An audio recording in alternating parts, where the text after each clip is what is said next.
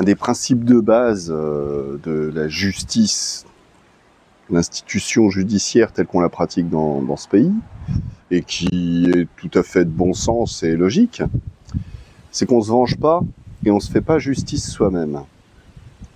Alors des fois, ça peut entraîner des cas litigieux, on peut dire. Genre, là récemment, vous savez, je sais pas, autant statistiquement, on voit bien que il y a moins d'homicides, il y a moins de ceci, moins de cela, dans l'ensemble, il y a moins de criminalité. Autant, à force d'être abreuvé d'histoires sordides, par tous les bouts, à la télé, au cinéma, dans toute notre société tourne autour de ça, du sordide. À force d'être abreuvé par tout ça, les gens, ils en deviennent radicaux, extrémistes dans tout ce qu'ils font, quoi. Et un bon exemple pour illustrer ça, c'est ce qu'on appelle le road rage. Alors il se trouve que là, il y a eu une histoire récemment litigieuse, comme je disais. Il se trouve que un mec au volant de sa bagnole, derrière une bonne femme qui conduisait, trouvait qu'elle mettait trop de temps à démarrer au feu, hein. Alors bon, le temps que ça se fasse, lui, il accélère, il vient se caler devant, et puis il commence à faire des grands gestes et tout. Alors peut-être que la femme lui a fait un fuck, que son mari à côté ou son gosse derrière lui a fait un fuck, j'en ai rien à foutre, j'en sais rien. Toujours est-il que le mec, ouais, il a voulu jouer les balèzes, il s'est planté devant, il s'est mis à agiter les bras devant la bagnole.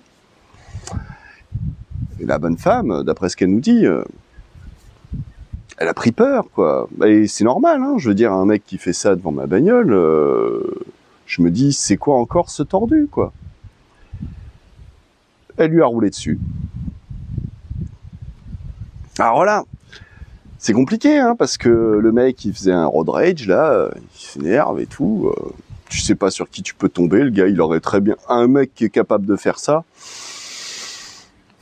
est-ce qu'il aurait pas été capable de tabasser le mec à mort ou et puis devant sa femme et sa fille, quoi. Enfin, je sais pas.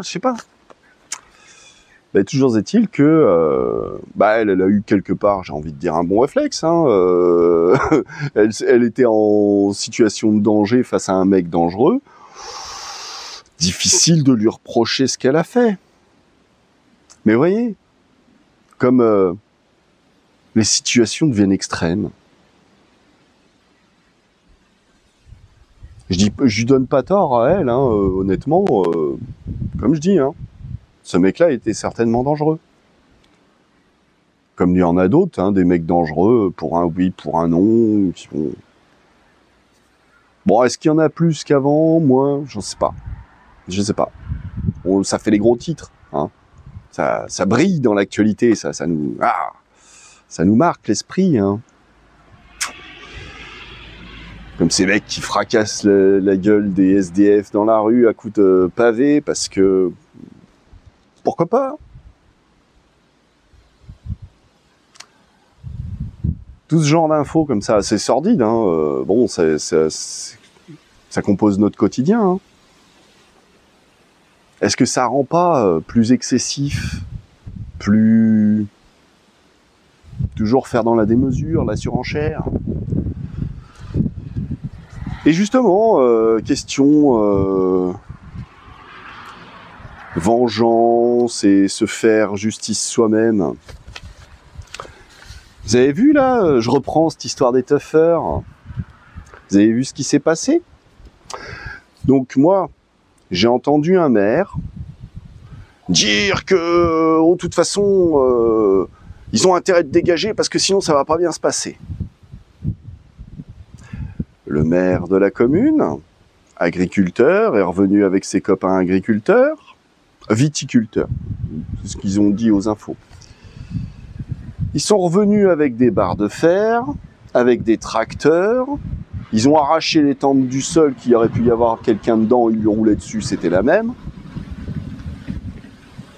Ces mecs-là Parce que je suis pas en train de dire que ce qu'ils ont vécu, c'était pas injuste et terrible à vivre et tout ça. Hein.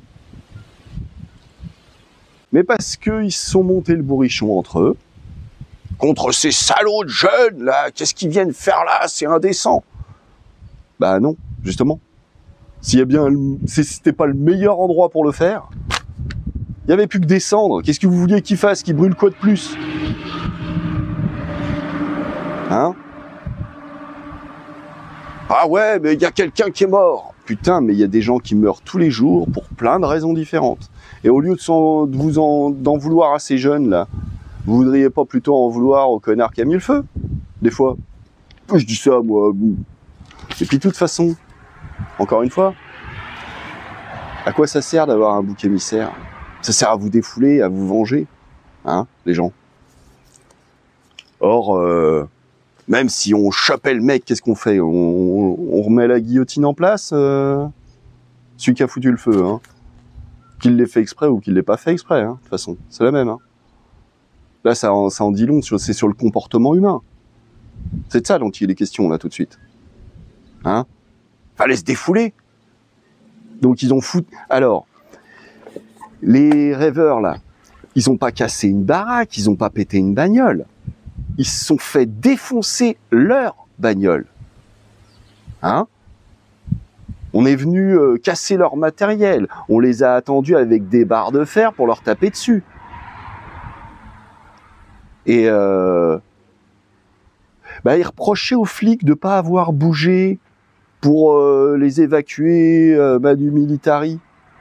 Ils ont pas bougé non plus pour les empêcher hein, de faire ce qu'ils ont fait, de se lancer dans une belle vindicte populaire à l'ancienne. Là, manquait plus qu'ils dressent un bûcher au milieu de la place du village. Hein?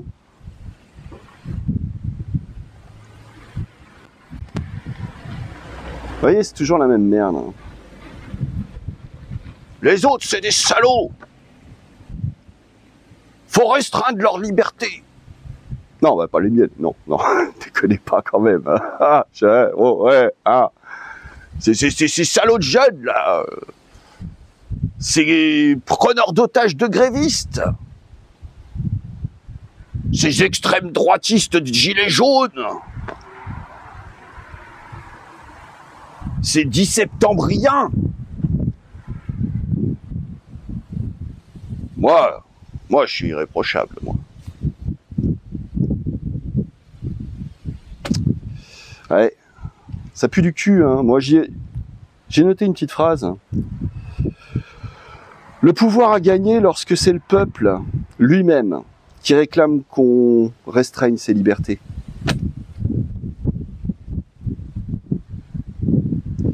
Quand vous demandez à restreindre les libertés des autres, vous n'avez pas l'impression que vous jouez contre votre camp, les gars? Hein? Vous n'avez pas l'impression que, par les temps qui courent, un peu partout dans le monde, on en est à restreindre les libertés? Une rêve, on appelle ça aussi une free party. Une fête de la liberté. Ça a du sens, hein. Et ce qui est marrant, c'est que quand on regarde bien là aux USA, pays de la liberté, on a un Trump à l'heure actuelle. Et question liberté, quand on voit qu'il envoie l'armée dans la rue à Washington, à Los Angeles, vous trouvez que ça sent la liberté, ça? Vous attendez d'en avoir un comme ça chez nous qui fasse régner l'ordre et la sécurité avec tous ces militaires plein les rues? C'est ce genre de liberté que vous voulez, les gens? Vraiment?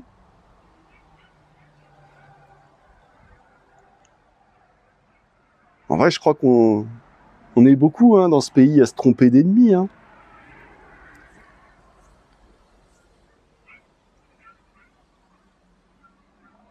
Vous savez, moi, quand il y a eu les gilets jaunes, moi, j'étais à fond avec eux. Hein.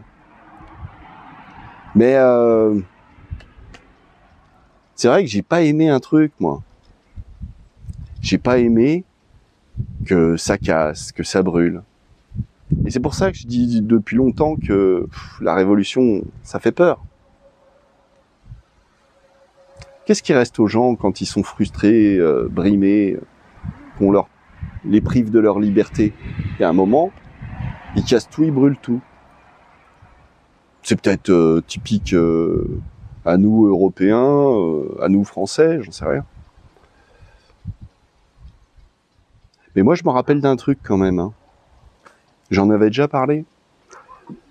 Cette manifestation des Asiatiques à Paris, qui, d'une seule voix, protestaient pacifiquement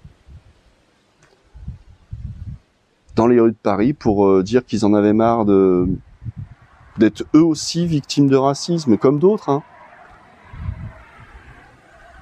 Et moi, ce que je vois, ce qui m'a choqué, c'est que le lendemain, dans tous les journaux, unanimement, tous, ils se foutaient de leur gueule. Regardez-moi ces branquignoles, ils font une manif, ils ont même pas pété une bagnole, brûlé un abri de bus ou une poubelle. Je sais pas, mais merde quoi, faites un effort. Vous voyez, ça c'est un problème à l'heure actuelle dans notre société. C'est terrible ça. On valorise la haine, la violence, le saccage. Ça fait classe quand on évoque l'imaginaire des pirates ou le diable, c'est ah là là, regardez, il est trop malin, il est séduisant, il est.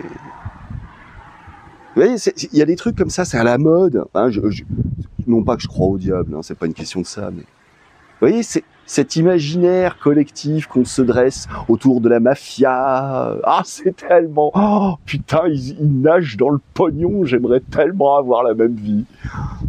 Je m'y verrais bien, moi, fusiller des gens, les enterrer vivants, je sais pas... trop cool, quoi. Et puis, Tony Montana, s'il avait pas la classe, ce mec, avec son kilo de coke sous le nez, là. Ah là là là là. Faut être un vrai gangster dans la vie, quoi. Un authentique fils de pute, quoi. Vous voyez comme on admire tous ces Pablo Escobar, tous ces Jack Mesrine, hein, ouais, parce qu'on dit pas Mesrine, ouais, non, quand t'es à la mode, tu dis Mesrine, quoi. Hein. Ah non, mais parce que lui, il le demandait, ouais, c'était son nom. C'était dans les infos qu'il l'avait déformé. Et c'est ce mec-là que vous admirez, sérieusement? Lui, hein, ou d'autres, hein, posez-vous des questions sur vos préférences. Hein. C'était un braqueur de banque. C'était pas un mec qui avait assassiné aussi? Je sais pas s'il avait pas un peu torturé aussi. Quel exemple, hein? Ça, c'est le genre de vie que j'aimerais raconter à mes gosses pour leur apprendre ce que c'est qu'un vrai bonhomme.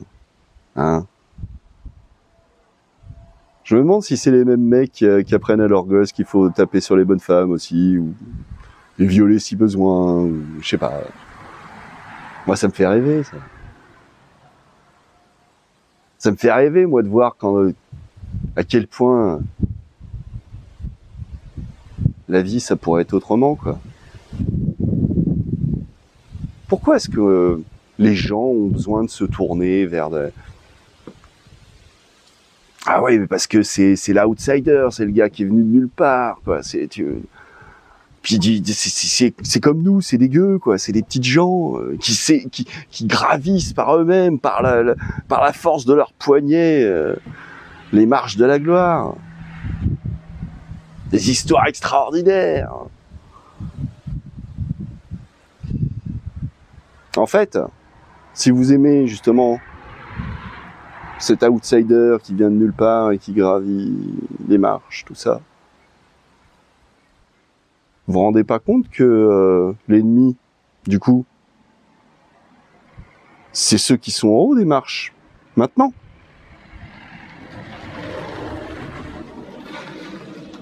Le vrai ennemi. Pourquoi ces mecs-là, ils nous font rêver? Parce qu'ils sont en haut. Pourquoi rêver d'en haut? On est bien aussi en bas. La vie modeste, quoi. On peut rêver de s'évader dans la nature, même pour faire une fête, avec de la musique techno.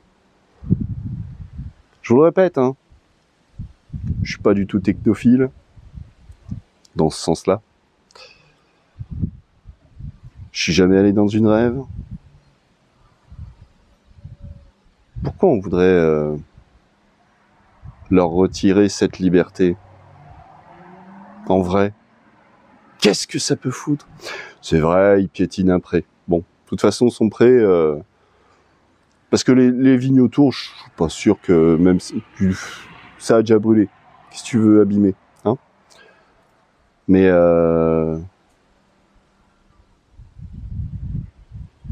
même le pré qui a été piétiné, j'ai entendu ça l'autre jour. Le pré qui a été piétiné.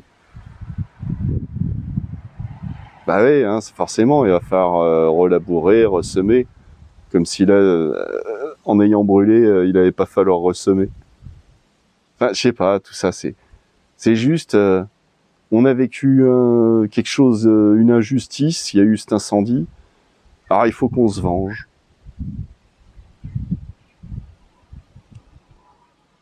Honnêtement, il n'y aurait pas eu ces jeunes pour servir de bouc émissaire, de super prétexte à se venger. Vous seriez vengé contre qui? Ah si, ça aurait peut-être bien déversé des charrettes de fumier devant une préfecture. C'est illégal ça aussi, hein.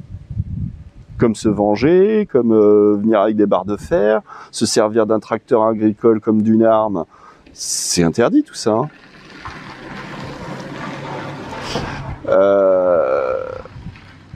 Alors, faut interdire tout ce qui est interdit ou juste ce qui vous arrange? Vous voyez?